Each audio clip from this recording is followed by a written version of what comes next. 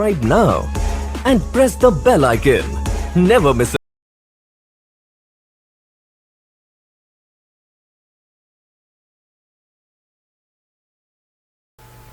बिस्मिल्लाहिर्रहमानिर्रहीम। आज हम देखेंगे जावास्क्रिप्ट हमारे पास क्या है, जावास्क्रिप्ट हम किस लिए यूज़ करते हैं, इसकी पॉपुलैरिटी क्या है। सबसे पहले ये देखते हैं, यहाँ पे इसका इंट्रोडक्शन है। हमारे पास जावास्क्रिप्ट हमारे पास प्रोग्रामिंग लैंग्वेज है और इसको हम क्लाइंट साइड लैंग्वेज भी कहते हैं। ये हमारे पास हमारे ब्राउज़र पे रन होता है, न कि सर्वर पे। जावास्क्रिप्ट हम किस लिए यूज़ करते हैं, इससे पहले हमने पढ़ा HTML CSS आपको पढ़ना है।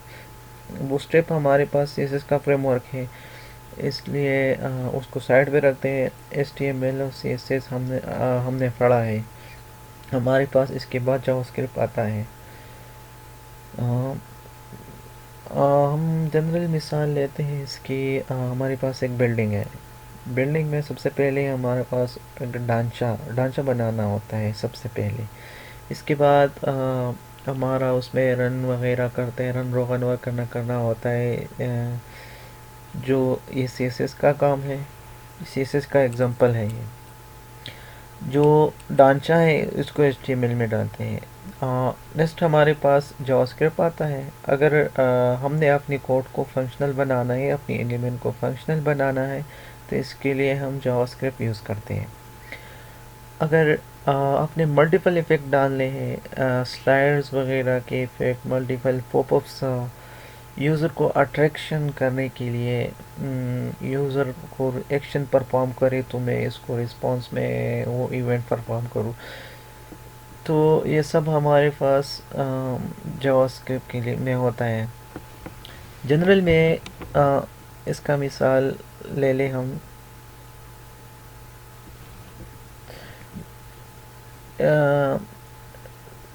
जनरल हम ले लेते हैं, कोई जनरल लाइट वगैरह लाइट ऑन करना अपनी ये फंक्शनलिटी है। यहाँ पे मैंने इवेंट परफॉर्म कर दिया, यहाँ पे आ गया। तो उस तरह हमने अपनी कोड को फंक्शनल बनाना है, इसको हम जावास्क्रिप्ट लिखते हैं।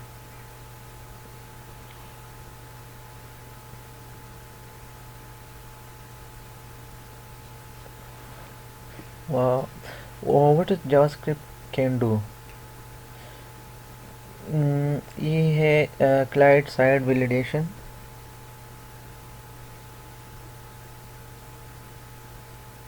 सबसे पहले हमारे पास आता है क्लाइंट साइड वैलिडेशन। जावास्क्रिप्ट जो है ये क्लाइंट साइड जो है ना कि सर्वर पे चलता है। जावास्क्रिप्ट हमारे पास बहुत ज़्यादा वसी फील्ड है। इसमें आप इसकी एंगुलर जेस, इसकी जो एंगुलर रिएक्ट, इसके फ्रेमवर्क्स आए हुए हैं। तो इसको हम सबसे पहले पॉइंट जो हमने पढ़ा, client side validation. Client side का मतलब ये है कि हमारे लोकल ब्राउज़र पे रन होता है, इसके लिए सर्वर की ज़रूरत नहीं होती है। अभी उन्होंने इसका सर्वर साइड पे बनाने के लिए उन्होंने Node.js बनाया है, जो बैकएंड में काम करते हैं।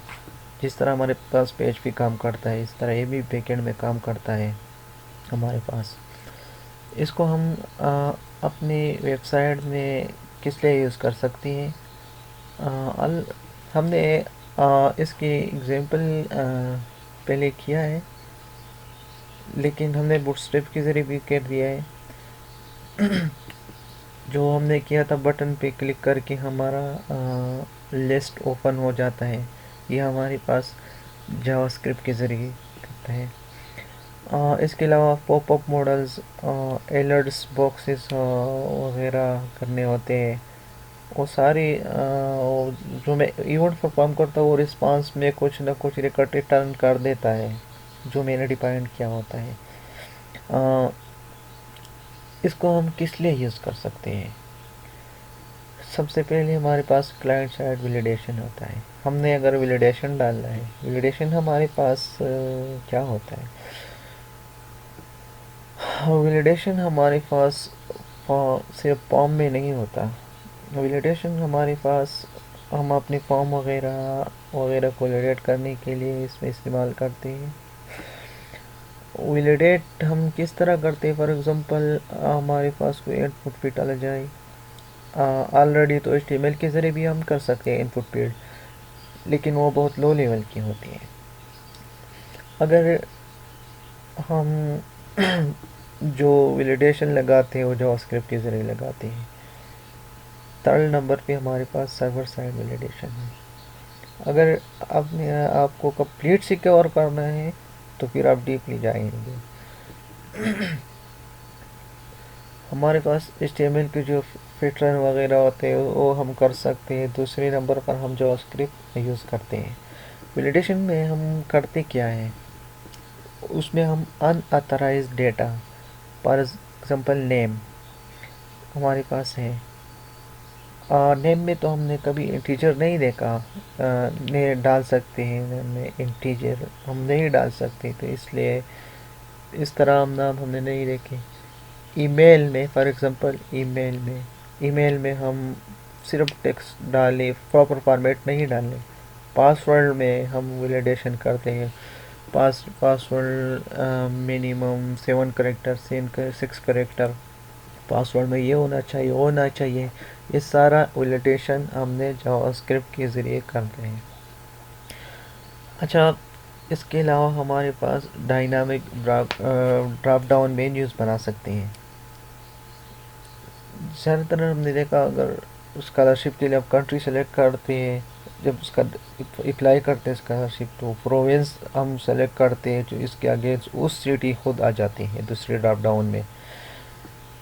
जब आप सिटी पे क्लिक करते हैं तो साथ वाले ड्रॉप डाउन में उस यूनिवर्सिटी भी आ जाती है जिस आप किस यूनिवर्सिटी में क्लिक करना चाहते हैं। तो इस तरह हमने देखा होगा कि सारे डायनामिक ड्रॉप डाउन होते हैं।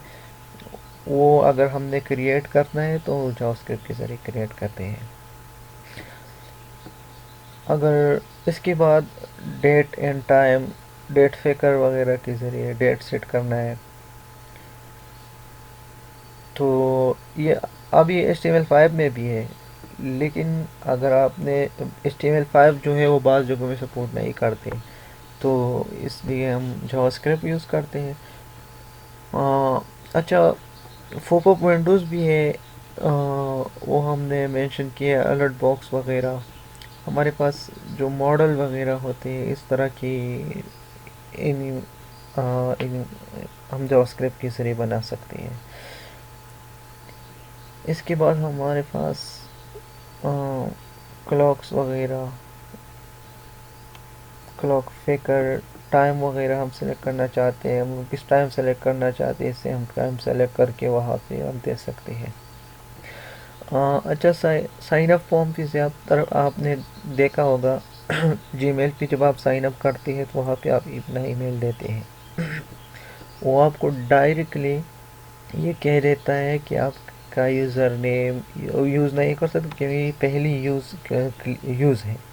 इस तरह की फंक्शनलिटी अगर आपने प्रोवाइड करनी है तो जावास्क्रिप्ट के ज़रिए हमने करना है। इसके अलावा हमारे पास सर्च बॉक्स स्कैन रिज़ल्ट, जब हम यहाँ पे टाइप करते हैं तो नीचे हमें सजेशन आ जाते हैं कि आप क्या टाइप करने, ये टाइप करना चाहते हैं, ये टाइप करना चाहते हैं, इस तरह के मेन्यूज़ बनाना हो। लेकिन अगर हमने उसी लिस्ट में सेलेक्ट करना है, तो हमको ये सजेशन देता है कि यही से करना है। HTML5 जो लेटेस्ट है उसमें भी इंट्रोड्यूस हुआ है। इससे पहले हम इस तरह करते थे जावास्क्रिप्ट में।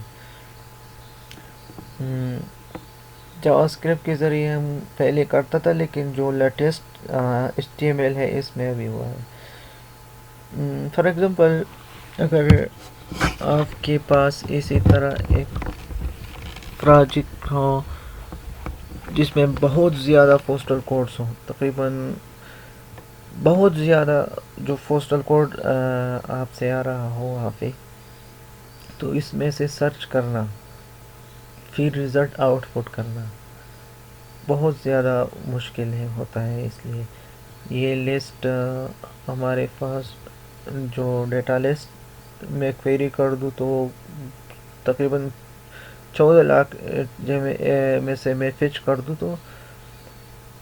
तो इसमें से मैं डायनामिक सिर्फ 2-3 कीवर्ड टाइप करके इसके बाद आ जाए तो इसके रिलेटेड जितनी डेटा आ जाए वो हमको फिल्टर कर दें। इसके बाद हमारे पास नेक्स्ट जावास्क्रिप्ट को किस तरह इंक्लूड करते हैं, इंटरनल एक्सटर्नल जो कि उस बॉडी के अंदर हम किस तरह इंटरनल कर सकते हैं। इस तरह हमारे पास इसका एक एग्जांपल है, हमारे पास इसका एग्जांपल मौजूद है। इस तरह के हम स्क्रिप्ट टैग यूज़ करते हैं, script starting strip ending tag, इसके अंदर फिर हम अपना जावास्क्रिप्ट का कोड डिफाइन करते हैं। दूसरा तरीका हमारे पास ये है, जिस तरह हम CSS के लिए करते हैं सेम हमारे पास जावास्क्रिप्ट की फाइल में भी होता है। उसके पास में हमारे पास टैग वगैरह की ज़रूरत नहीं होती, इसमें हम प्योर जावास्क्रिप्ट लिख सकते हैं। इसके एग्जांपल सबसे पहले हम यहाँ आ जाएंगे, देख लेंगे एग्जांपल।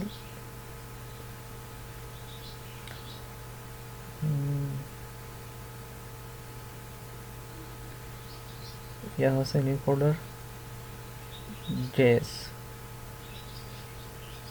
जावास्क्रिप्ट हमारे पास स्टार्ट हो गई। इसमें फर्स्ट क्लास न्यू फोल्डर में हम बनाएंगे जेएस क्लास 1।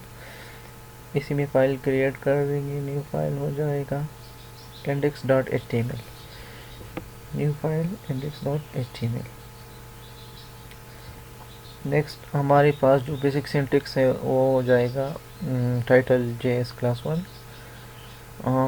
नेक्स्ट सबसे पहले हम इंटरनल जावास्क्रिप्ट देखेंगे, किस तरह इंटरनल जावास्क्रिप्ट को ऐड करेंगे। इसके लिए हम सबसे पहले यहाँ पर स्क्रिप्ट लिखते हैं।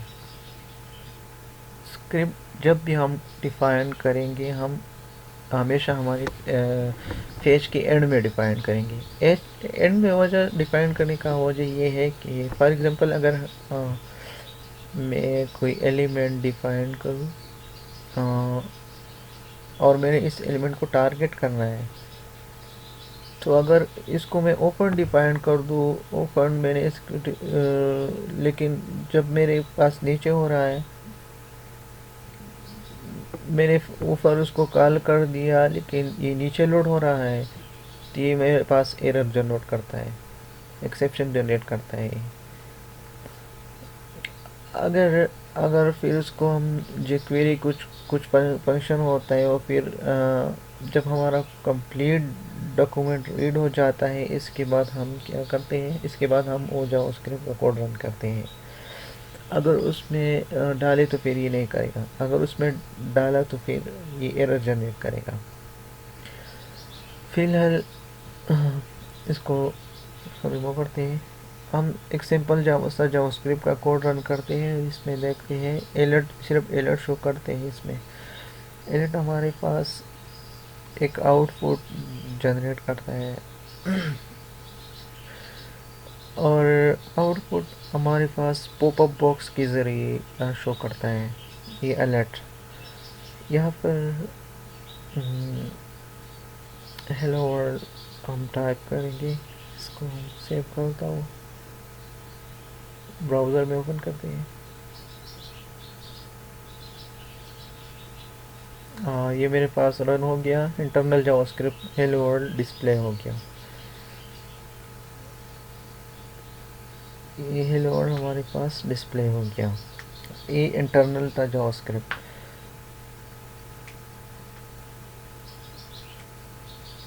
इसके लिए अब हम देखेंगे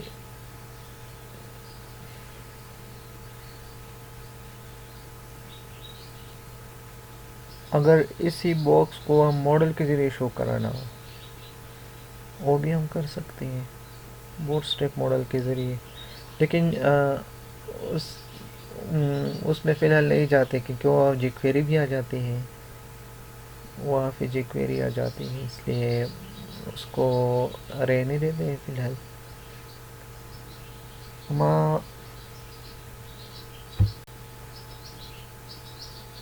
अच्छा, नेक्स्ट नेक्स्ट क्या करना है, अब हम देखेंगे। ये हमारे पास इंटरनल जावास्क्रिप्ट तो हो गया। अगर मैं अब हम एक्सटर्नल क्रिएट करेंगे तो हम एक्सटर्नल में हम न्यू फाइल क्रिएट करेंगे कस्टम डॉट जेएस। जो ये एक्सटर्नल जेएस है, एक्सटर्नल जावास्क्रिप्ट है। सेव करता हूँ। नेक्स्ट, इसी कोड को मैं उठा के यहाँ पे पेस्ट कर दूंगा।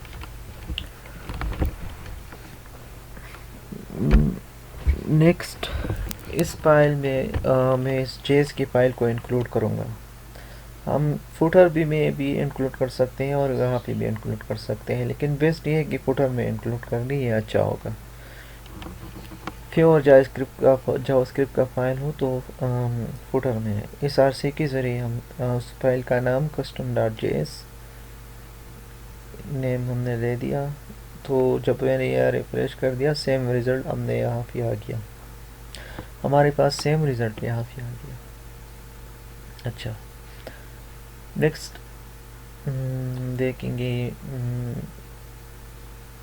आउटपुट्स। जावास्क्रिप्ट में हमारे पास जब हम आउटपुट क्रिएट करना है तो कैसे करेंगे, कैसे हम यूज़र को आउटपुट दिखाएंगे। तो ये 4 तरीके हैं, सिंपल 4 तरीके हमारे पास हैं। फर्स्ट तरीका हमारे पास है इनर एचटीएमएल के ज़रिए। इनर एचटीएमएल हमारे पास में इनर एलिमेंट टारगेट करते हैं और इस एलिमेंट के अंदर हम अपना टेक्स्ट अंदर ऐड करते हैं। अगर हमारे पास यहाँ यूज़र नेम है या इनपुट फील्ड यूज़र नेम है, उसको मैं सबमिट करता हूँ तो यहाँ मैंने एम्प्टी छोड़ा है, लेकिन मेरे पास रेड कलर में मैसेज शो होता है, रेड स्पीड इज़ रिक्वायर्ड। इस तरह के मैसेज शो कराने के लिए हम इनर एचटीएमएल यूज़ करते हैं। दूसरी, डॉक्यूमेंट डॉट राइट जावास्क्रिप्ट हम चेक करने के लिए करते हैं। विंडो डॉट अलर्ट जो होता है, अलर्ट के ज़रिए अलर्ट बॉक्स शो करता है हमको। नेक्स्ट होता है कंसोल डॉट लॉग। ये डिबगिंग पर्पस के लिए ज़्यादा यूज़ करते हैं। ये स्टेप वाइज में आएगा इंशाल्लाह। सबसे पहले हम यहाँ पे लिखते हैं पैराग्राफ, लेते हैं पैराग्राफ, इसको आईडी साइन करते हैं P1। आईडी हमने कर दिया इसको P1, सेव कर दिया। और नेक्स्ट, अभी इस P1 को आउटपुट शो कराना है। इस P1 को हम ये तो अलर्ट के ज़रिए है, ये हेलो वर्ल्ड तो अलर्ट के ज़रिए। इसी हेलो वर्ल्ड को ज़रिए हम इनर एचटीएमएल के ज़रिए उस आईडी जो हमने असाइन कर दिया कि मैं इनर एचटीएमएल के ज़रिए हमें असाइन होगा। सबसे पहले जब आप इनर एचटीएमएल यूज़ करेंगे तो इसके लिए हम सबसे पहले क्या करना है, इसके लिए CSS में हम करते थे मैंने अभी इसको मैं सेव करता हूँ फिर रिफ्रेश करता हूँ, लेकिन पैराग्राफ बन गया है, लेकिन अभी कुछ नहीं है, खाली है। यहाँ पे हमने ये करना है कि इस पैराग्राफ के अंदर हेलो वर्ल्ड के वाला अंदर मैसेज शो कराना है, इस पैराग्राफ के अंदर।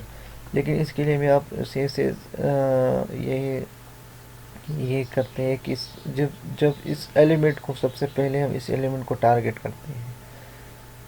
सबसे पहले हम इस एलिमेंट को टारगेट करेंगे। इसको टारगेट किस तरह करेंगे, हमारे पास डॉक्यूमेंट हमारे पास कंप्लीट जो HTML का डॉक्यूमेंट्स के उसको रिप्रेजेंट करता है डॉक्यूमेंट।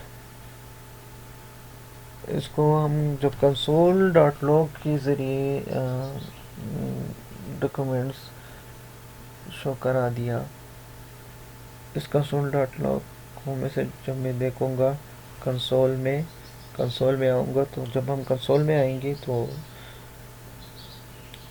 ये रिफ़्रेश करता हूँ तो यहाँ पर डॉक्यूमेंट्स में HTML का जो कंप्लीट डॉक्यूमेंट है इसको सेलेक्ट करते हैं। नेक्स्ट डॉक्यूमेंट तो हमने सेलेक्ट कर दिया, लेकिन कंसोल डॉट लॉग की ज़रूरत नहीं है, हमें डायरेक्ट डॉक्यूमेंट्स के ज़रिए सेलेक्ट करना है। डॉक्यूमेंट्स के ज़रिए हमने आईडी जो हमने लिया fee1 इसको सेलेक्ट करना है। जब हम इस एलिमेंट को आईडी के बेस पे सेलेक्ट करना है तो उसके लिए बिल्डिंग फंक्शन होता है गेट एलिमेंट बाय आईडी, जो उसको हम इस तरह कर सकते हैं। डॉक्यूमेंट हमारे पास इस डॉक्यूमेंट्स के अंदर जो होने वाला document dot gate element bye ID, ID को कैपिटल करना है, गेट एलिमेंट बाय आईडी। लेकिन हमारे पास कौन सा एलिमेंट सेलेक्ट करना है, हमने आईडी लिया तो वहाँ पे P1 वाला आईडी, यहाँ पे gate element bye ID, ID से सेलेक्ट करना। आईडी सिंपल हमने यहाँ पे आईडी पास कर दिया। नेक्स्ट हमने तो एलिमेंट को सेलेक्ट कर दिया, लेकिन इसको अंदर से हम किस तरह डिफाइन करेंगे। डॉट इनर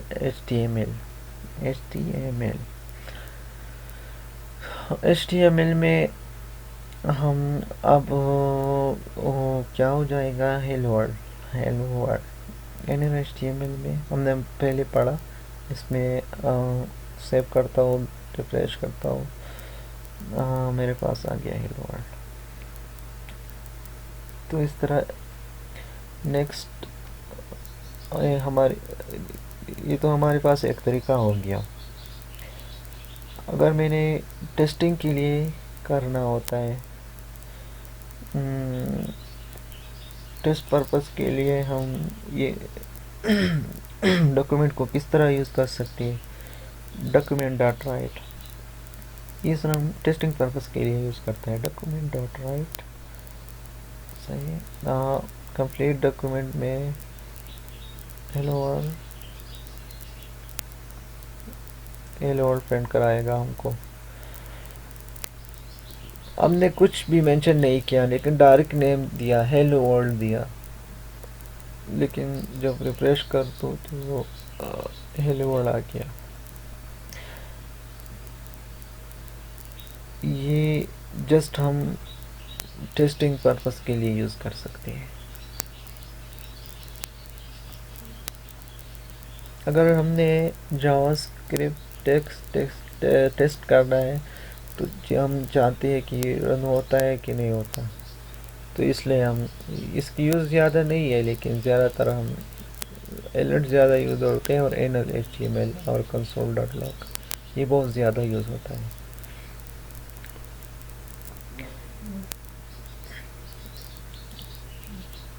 ऑलरेडी हमने कर लिया। अब हम कंसोल डॉट लॉग आता है हमारे पास। अगर हमने अपनी कोड को डिबग करना है, डिबग का मतलब ये है, अगर आपने अपना कोड में, अगर आपकी कोड में कुछ एरर है तो फिर आप स्टेप वाइज चेक करना चाहता है कि यहाँ पे क्या रिस्पांस आ रहा है, वहाँ पे क्या रिस्पांस आ रहा है, यहाँ पे क्या रिस्पांस आ रहा है। तो इस एरर को डिफाइन करने के लिए हम डिबगिंग कहते हैं। इसके लिए फिर हम कंसोल डॉट लॉग यूज़ करते हैं। हम एरे हमने सुना है ना,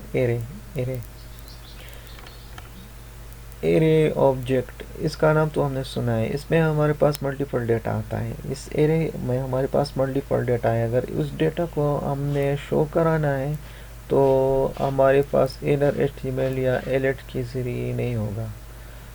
अगर आपने कंप्लीट ऑब्जेक्ट को इको कराना है, कंप्लीट ऑब्जेक्ट को प्रिंट कराना है, तो हमारे सब कंसोल डॉट लॉग के ज़रिए हम चेक करते हैं। यहीं पर एक एग्जांपल देखते हैं। अलर्ट में डॉक्यूमेंट हमने अलर्ट कर दिया। ये ऑब्जेक्ट ये क्या कह रहे हैं, ऑब्जेक्ट HTML डॉक्यूमेंट। हाँ, ये शो नहीं कर रहा है कि इसमें क्या है ऑब्जेक्ट में, नहीं होगा। ओके भी कर दिया लेकिन नहीं होगा। हमें ये मैसेज दे रहा है कि ये जो आप अलर्ट करा रहे हैं ये हमारे पास ऑब्जेक्ट है, और हम ऑब्जेक्ट हमारे पास इस तरह शो होता है। अगर इसको हम यहाँ से console.log कर दूँ तो यहाँ से console.log को देखूँगा तो कंसोल में आना होगा। कंसोल में आने के लिए रिफ्रेश करते हैं, डॉक्यूमेंट पे क्लिक करते हैं, हमारे पास कंप्लीट डॉक्यूमेंट्स में जो जो एलिमेंट है हमारे पास आ गया। अच्छा, नेक्स्ट ये है हमारे पास तो जावास्क्रिप्ट की आउटपुट्स थी। जावास्क्रिप्ट की 4 आउटपुट्स हैं, फर्स्ट वन inner HTML, फिर documents.write, window.elect, console.log, console.log, ये हमारे पास आउटपुट थी। इसकी यूजेस भी हमने कर दिया, कहाँ पर कौन सा वाला आउटपुट यूज़ कराना है। अच्छा, नेक्स्ट हमारे पास आता है जावास्क्रिप्ट कमेंट्स। जावास्क्रिप्ट कमेंट्स हम किस लिए यूज़ करते हैं, किस लिए? सिंगल लाइन कमेंट्स है, एक मल्टी लाइन कमेंट्स है।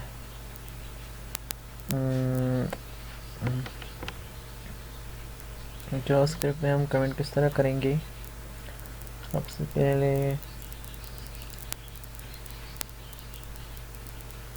डबल लाइन से हमारे पास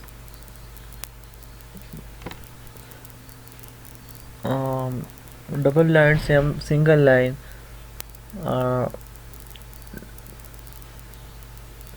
अगर इसको मैं यहाँ से कॉपी कर दूँ और इन तमाम को मैं कमेंट आउट करना है तो हर एक को, तो फिर मैं फॉर एग्जांपल ये स्लैश स्टैटिक, जब हम कंप्लीट को कराना है तो इसको हम ये इसे करेंगे स्लैश स्टैटिक स्लैश। ये कमेंट हो गया, सारी के सारे कमेंट हो गया। लेकिन अगर हम सिंगल लाइन को कमेंट करते हैं तो डबल स्लैश के जरिए हम सिंगल लाइन को कमेंट्स कर सकते हैं। अच्छा, नेक्स्ट हमारे पास जावास्क्रिप्ट वेरिएबल आता है। जावास्क्रिप्ट वेरिएबल हमारे पास क्या होता है और ये किस लिए यूज़ कर सकते हैं? एक हमारे पास होता है कांस्टेंट वेरिएबल। कांस्टेंट वेरिएबल हम एक दफ़ा डिफाइन करते हैं तो फिर चेंज नहीं होता। वेरिएबल हमारे पास हम किसी भी जगह किसी भी कंडीशन में हम इजीली चेंज कर सकते हैं। दूसरा, अगर मैंने एक कांस्टेंट डिफाइन कर दिया, फॉर एग्जांपल 10 मैंने ये डिफाइन कर दी और वो मेरे पास नीचे 50 दफ़ा यूज़ हो रहा है, उस 10 को मेरे को 12 करना है तो उसको हम 50 जो को पीछे चेंज करना होगा। इससे अच्छा नहीं कि मैं इस 10 को एक वेरिएबल असाइन कर दूँ और एक जहाँ भी उसकी ज़रूरत हो खुद ही वहाँ पे अपडेट हो जाते हैं। इसके लिए वेरिएबल हमारे आसानी करते हैं। वेरिएबल हम किस तरह डिफाइन करते हैं, किस तरह डिक्लेयर करते हैं, किस तरह यूज़ कर सकते हैं। सबसे पहले हम यहाँ पे एक नया फाइल क्रिएट करेंगे। न्यू फाइल नेम दे देंगे हम इसको जेस variable .html।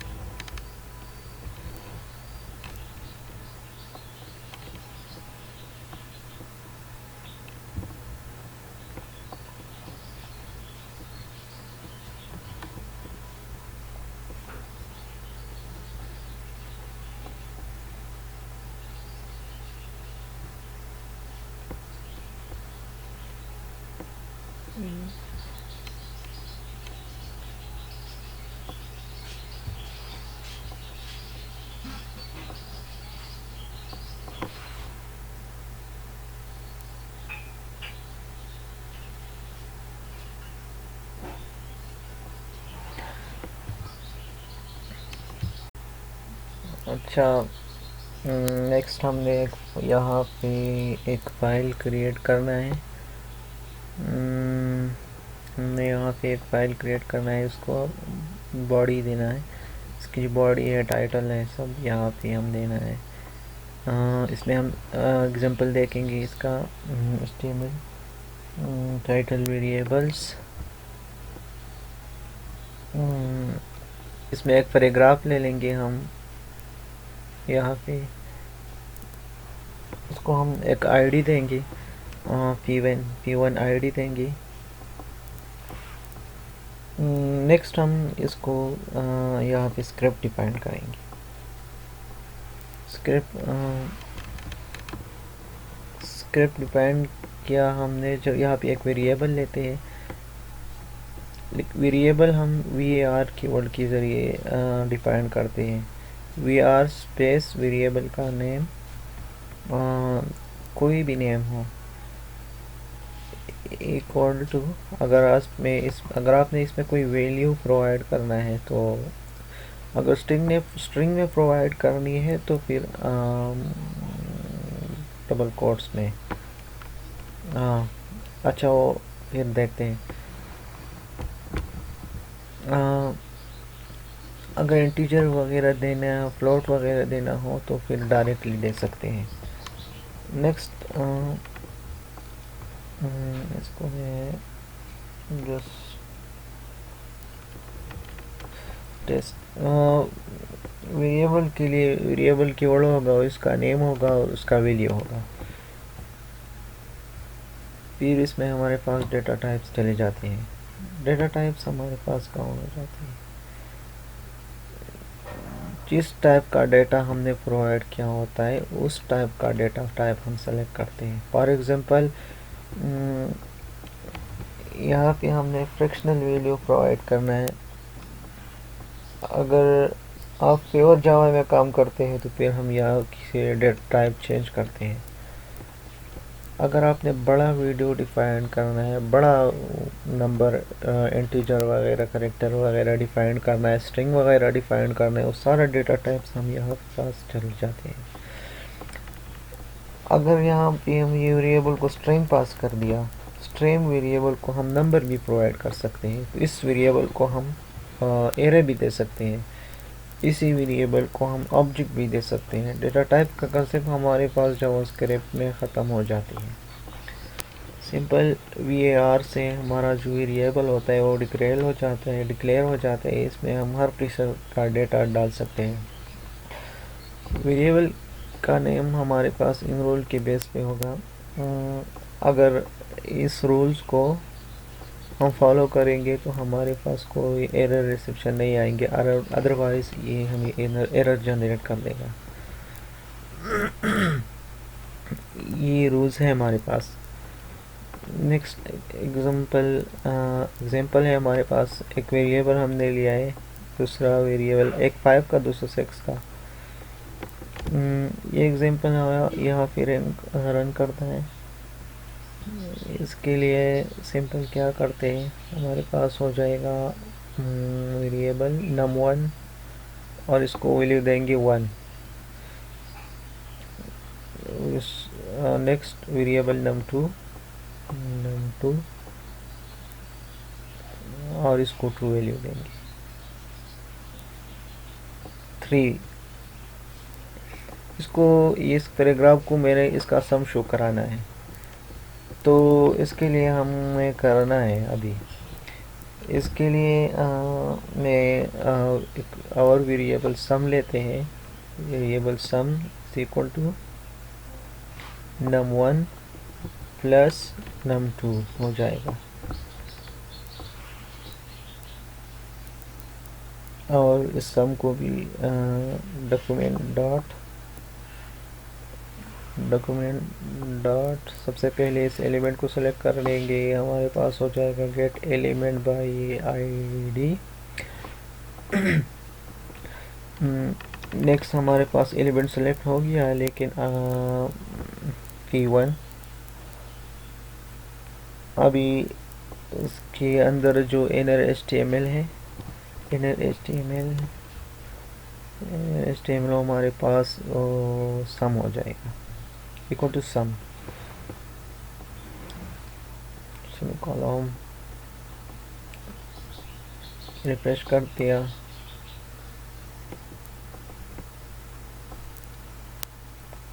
Gate element by ID p1.html custom js so custom get element by ID console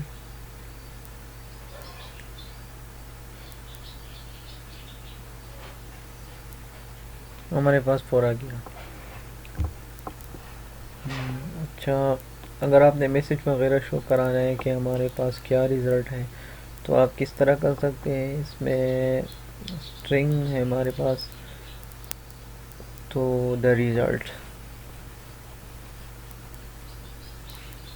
the some is the result is, लेकिन यहाँ पर अभी हमारे पास स्ट्रिंग ऑपरेटर्स आते हैं, कंकेटिनेशन ऑपरेटर आते हैं। कंकेटिनेशन तो हमने सुना होगा, इसमें हम मल्टीपल स्ट्रिंग को अगर आपने ऐड करना हो तो हम फिर यहाँ पर जो स्क्रिप्ट में इस तरह करेंगे, किस तरह करेंगे वो यहाँ पर सबमिटेड के जरिए होता है।